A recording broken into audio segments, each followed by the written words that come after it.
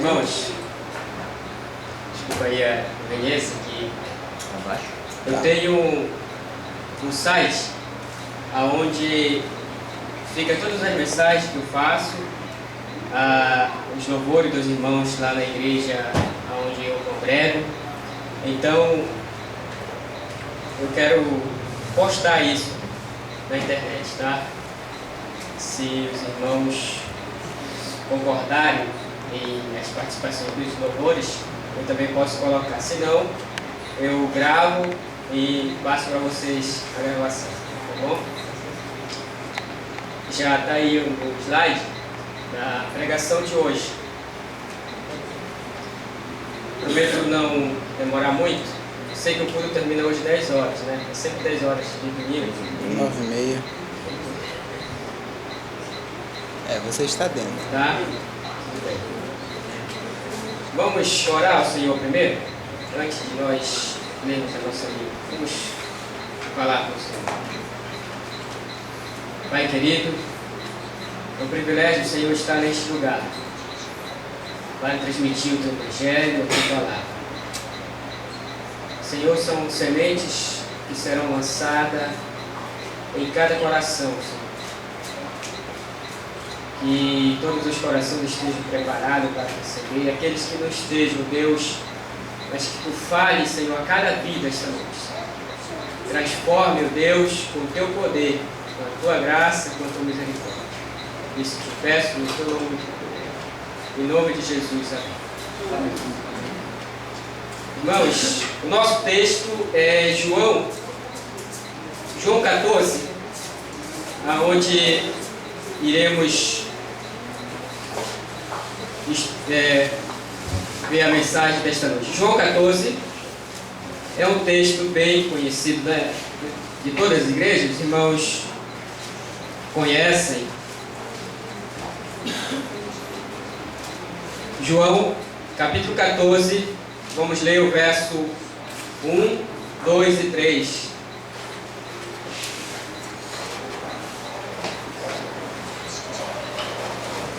Todos encontraram? Vou fazer a leitura. Não se turbe o vosso coração. Credes em Deus, credes também em mim. Na casa de meu Pai há muitas moradas. Se não fosse assim, eu teria dito: vou preparar-vos lugar. E quando eu for e vos preparar lugar, virei outra vez, e os levarei para mim mesmo, para que onde eu estiver, estejais também. Poder sentar, amados.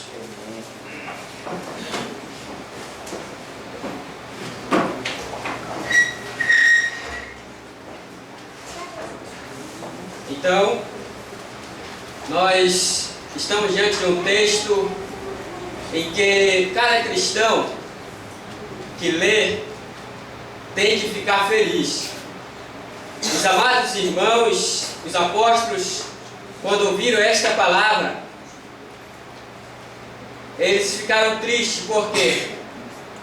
Porque Jesus estava prestes a ir para o céu. Se você ler o capítulo 13, você vai ver que o Senhor estava falando aos seus discípulos a respeito da sua morte e ressurreição. Então os discípulos ficaram muito tristes. E aí Jesus dá esta palavra a eles: não se turbe o vosso coração. Que em outras traduções você encontra: não se entristeça, não fique triste. Os discípulos ficaram tristes em ver que o Mestre estava próximo a ir para o céu. Pode passar outra parte. Qual é o futuro de nosso mundo hoje? O tema é a volta de Cristo. E hoje de manhã foi bem lembrado pelo irmão na escola bíblica dominical. Uma parte que eu gostaria de lembrar também, onde o servo do Senhor falava, já que não sabemos do dia nem a hora da vida de Cristo, temos que estar atento, preparado e esperando a vida de Cristo.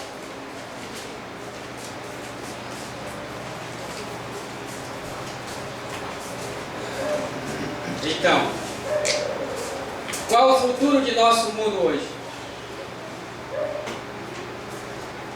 Guerra nuclear? Poluição? É isso que as pessoas hoje estão transmitindo. Está prestes a acontecer uma guerra nuclear no nosso mundo em que vivemos. Os países, tanto do Oriente, como do nosso lado em que nós vivemos também. E a poluição que acontece pelo mundo inteiro. Você já ouviu falar deste filme? Quem assistiu esse filme? Se você não assistiu, procura assistir. Ele não tem nada de tão interessante. Ele somente mete medo às pessoas quando ele fala do fim do mundo. Pode passar.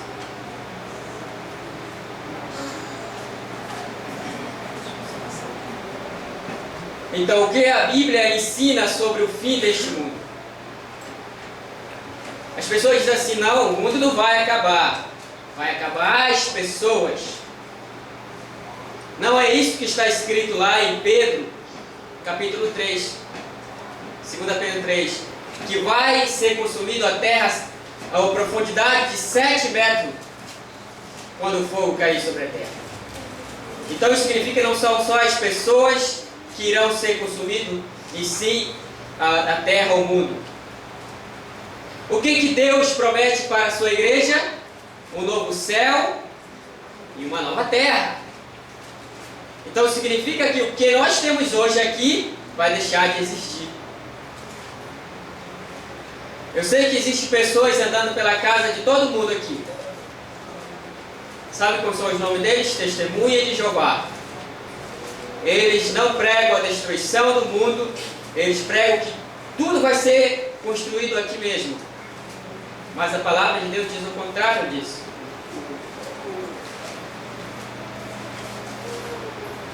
Como nós comprovamos que a volta de Cristo está próxima? Como nós vamos comprovar que o mundo vai acabar? Quantos textos diz aí? 2.500 textos bíblicos afirmam e comprovam a vinda de Cristo. Qual a maior promessa da Bíblia? Qual a maior promessa da Bíblia?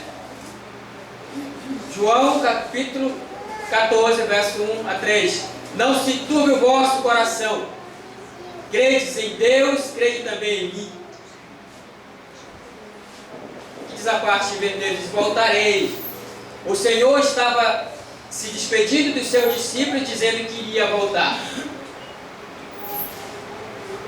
Então, como Cristo quer viver com o seu povo?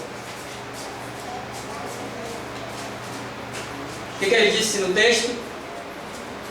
Irei voltar e levarei vocês, para que onde eu esteja, estejais também.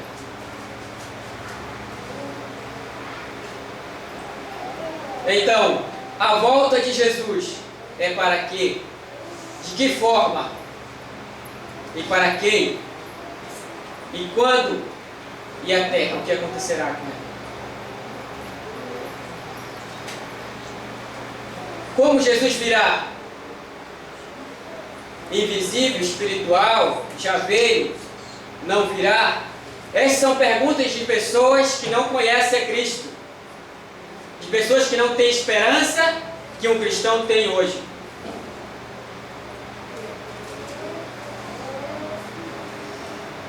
Assim também Cristo, vamos ver, Hebreus 9, 28. Assim também Cristo, tendo se oferecido uma vez para sempre para tirar os pecados de muitos, aparecerá a segunda vez, sem pecados, aos que o aguardam para a salvação.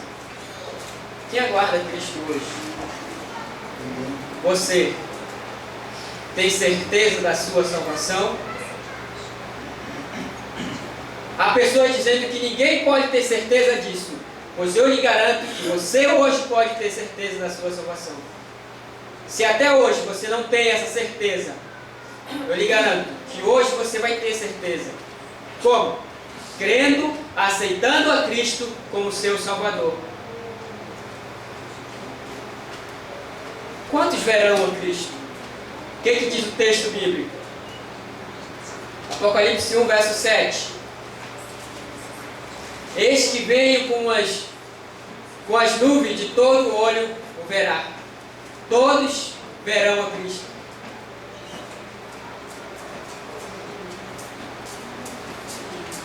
Então, como ele virá? É muito bom trabalhar assim, né? E com imagem. Você pode dizer, mas não será mais ou menos assim? Mas os anjos estarão com Cristo, acompanharão ele na vinda dele, para buscar quem? A sua igreja. Então, para que voltará Jesus? Mateus 16, verso 27. Retribuirá a cada um conforme as suas obras. Que lembra do nosso texto bíblico de hoje? Atos, vamos lá, Atos 4. É Atos 4? Irmãos, cada um receberá conforme as suas obras.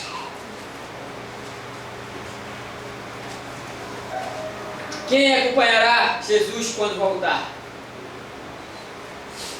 Você que está aí hoje aí sentado, diga assim, eu. Pode falar. Diga assim, eu vou acompanhar Jesus.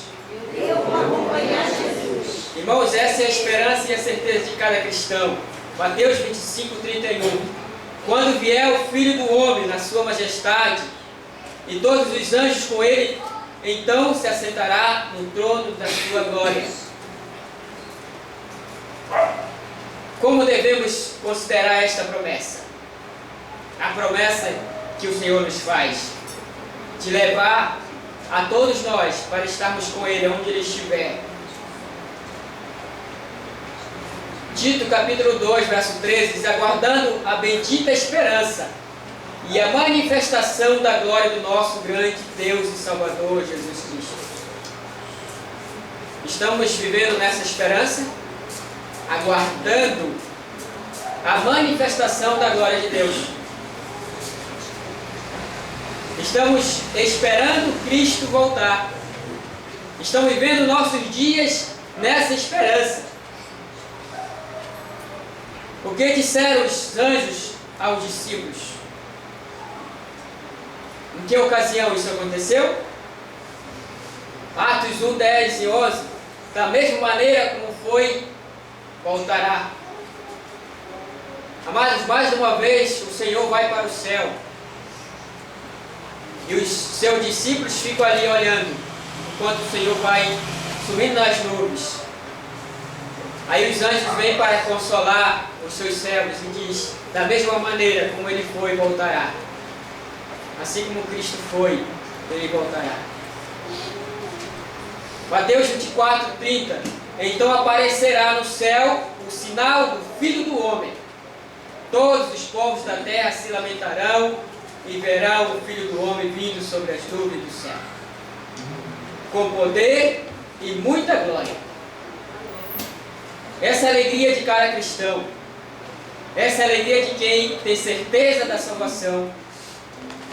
De quem diz assim, se eu morrer hoje, vou para o céu com o Senhor. Então, como não se enganar? Lembra que a Bíblia diz que surgirão falsos cristos, falsos mestres, enganadores. Só quem conhece a Bíblia não irá se enganar.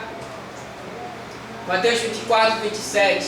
Porque assim como o relâmpago sai do Oriente e se mostra até no Ocidente. Assim há de ser a vinda do Filho do Homem. Quem conhece esse louvor?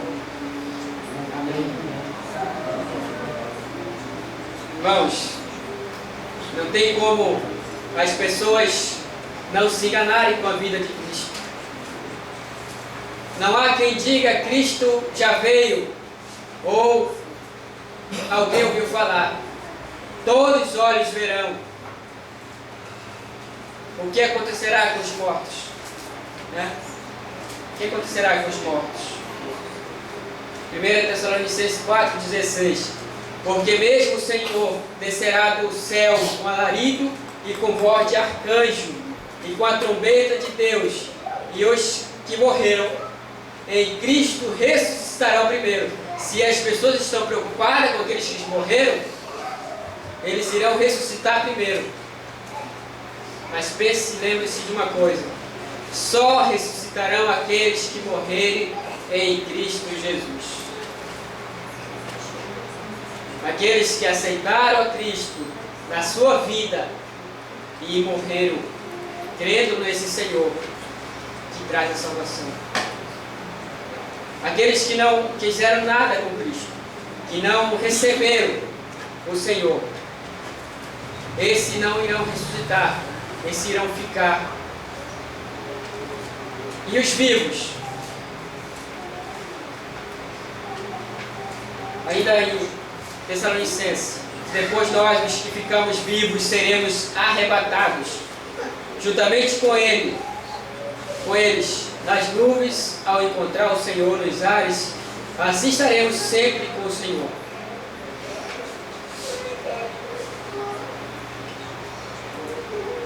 Se você já leu em Apocalipse como o Senhor descreve, como João descreve a cidade santa, você pode imaginar como é o lugar que o Senhor tem preparado. 1 Coríntios 15, 52, 55. E assim, no momento, no abrir e fechar de olhos até a última trombeta, porque a trombeta soará, e os mortos ressuscitarão incorruptíveis, e nós seremos transformados, porque convém que isto que é corruptível se revista da incorruptibilidade, e que isto que é mortal se revista da imortalidade. Irmãos, acontecerá uma grande transformação na vida daqueles que seguem ao Senhor. Se você tem visto filmes que retratam a volta de Cristo, você vê a maneira como são transmitidos nas televisões. A Bíblia diz que as pessoas receberão vestes novas. Não fique pensando em dizer assim: eu vou comprar uma roupa e esperar Cristo voltar. Uma coisa diferente. Cristo irá transformar você para você ir para junto dele. Mateus 24, 31. E ele enviará os seus anjos com rijos, clamor de trombeta, os quais ajuntarão os seus escolhidos desde os quatro ventos de uma a outra extremidade dos céus.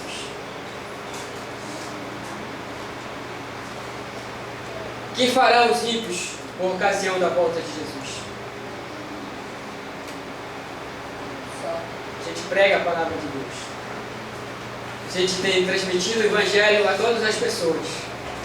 Irmãos, se você tem acompanhado, tem visto que de todas as formas eles estão tentando o que fazer? Calar os cristãos.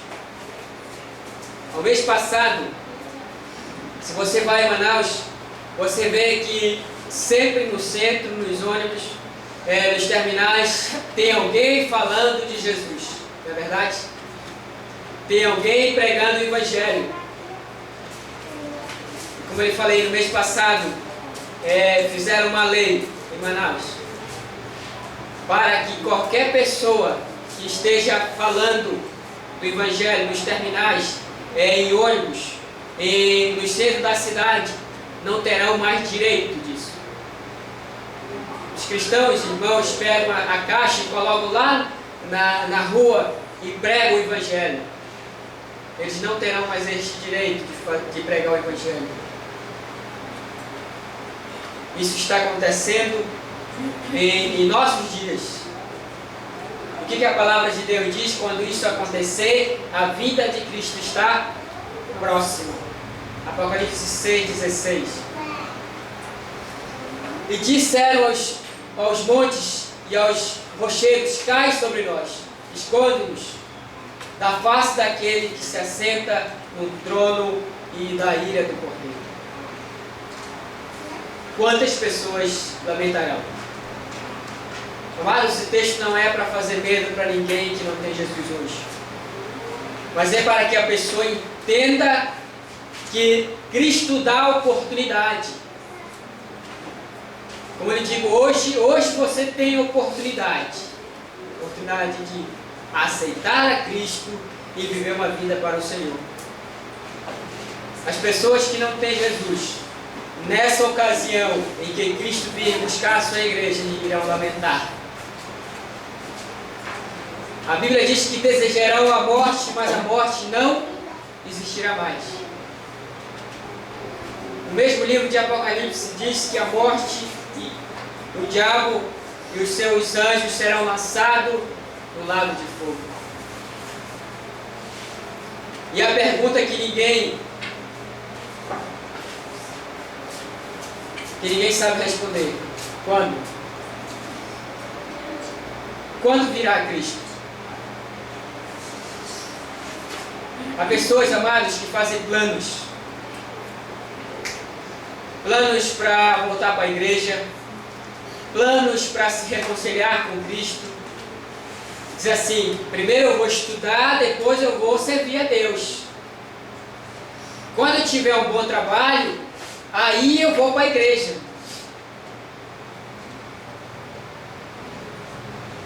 Quando eu terminar minha faculdade, ou então quando eu crescer mais, há pessoas querendo aproveitar a vida,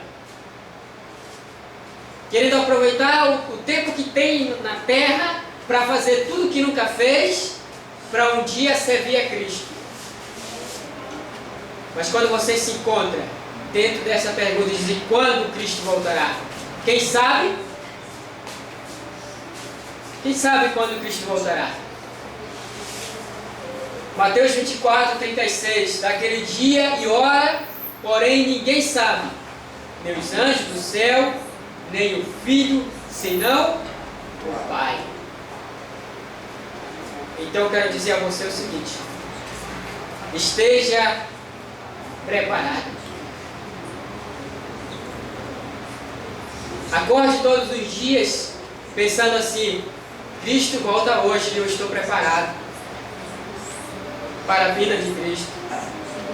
Isaías 25, verso 9 diz: naquele dia se dirá: eis que este é o nosso Deus, a quem aguardávamos, e Ele nos salvará. Este é o Senhor, a quem aguardávamos. Na sua salvação gozaremos e nós alegraremos. Só um cristão pode regozijar-se no Senhor quando se trata da vida de Cristo. Mateus 24, verso 44 diz: por isso estai-vos apercebido também, porque o Filho do Homem há de vir a hora em que não penseis.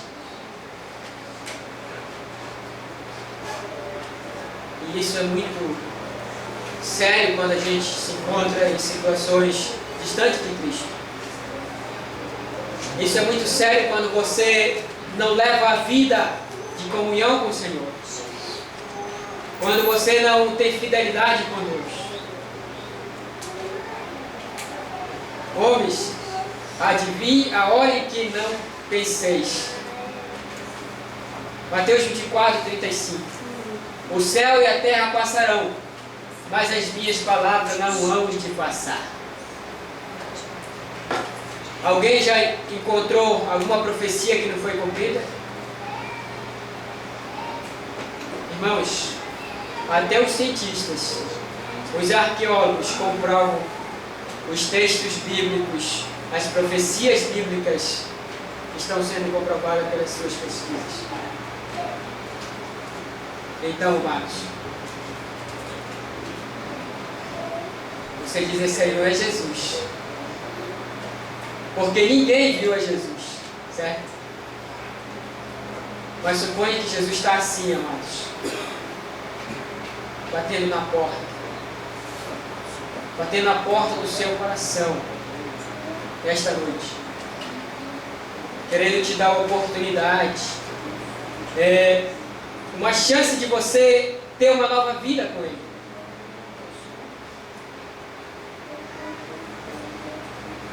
Então, quem vai abrir a porta do seu coração para o Senhor?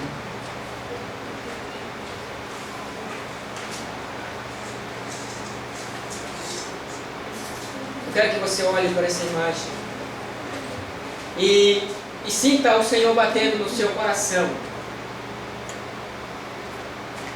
Deus, Ele não desiste de ninguém, irmãos. Seja a pessoa quem ela for, nunca o Senhor vai desistir.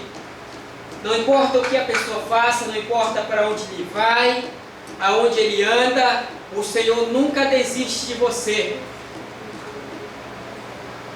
Às vezes as pessoas dizem assim: eu tenho andado uma vida errada na presença de Deus, eu não mereço a salvação. Justamente, Cristo morreu na cruz do Calvário por você. Os irmãos cantam o hino antes do apelo? Vamos cantar então o hino? Tem um hino com apelo? Aí eu termino fazendo o apelo. Qual é o louvor?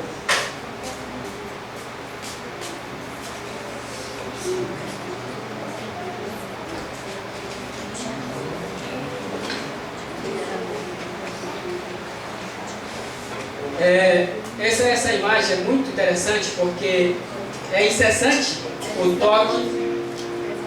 Quem vai cantar o louvor?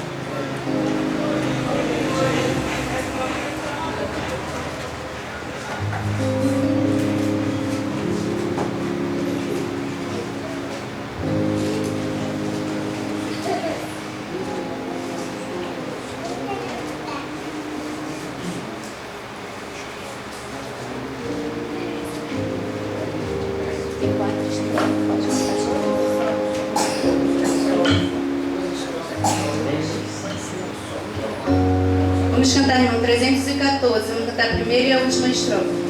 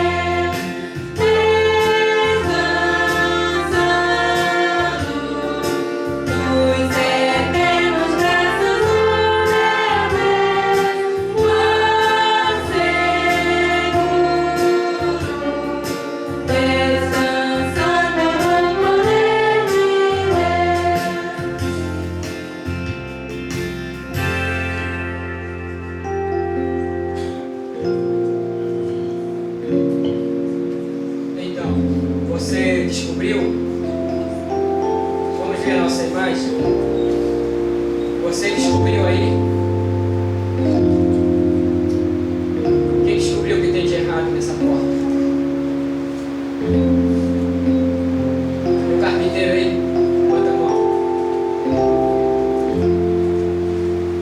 Essa porta tem alguma coisa de errado nela? Está faltando alguma coisa nela? Quem arrisca dizer o que está faltando nessa porta? O homem havia pintado um lindo quadro. No dia de apresentá-lo ao público, convidou todos para vê-lo e compareceram as autoridades do local, fotógrafos, jornalistas e muitas pessoas, pois o pintor tinha fama de grande artista. Chegando o momento, tirou-se para o pano que revelava o quadro, houve caloroso aplauso, era uma impressionante figura de Jesus, batendo a porta de uma casa. O Cristo parecia vivo, com a sua mão de dedos longos, batia suavemente com o ouvido junto à porta, parecia querer se lá dentro alguém respondia. Houve discussões, elogios, todos admiravam aquela obra de arte. Um observador curioso, porém, achou uma falha no quadro. Então, qual é a falha que tem nesse quadro? A porta não tem fechadura. Então, a porta não tem fechadura. E foi a pergunta ao artista. Sua porta não tem fechadura. Como se fará para abri-la?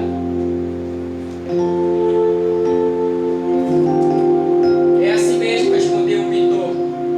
Esta é a porta do coração. Só se abre por lado de dentro.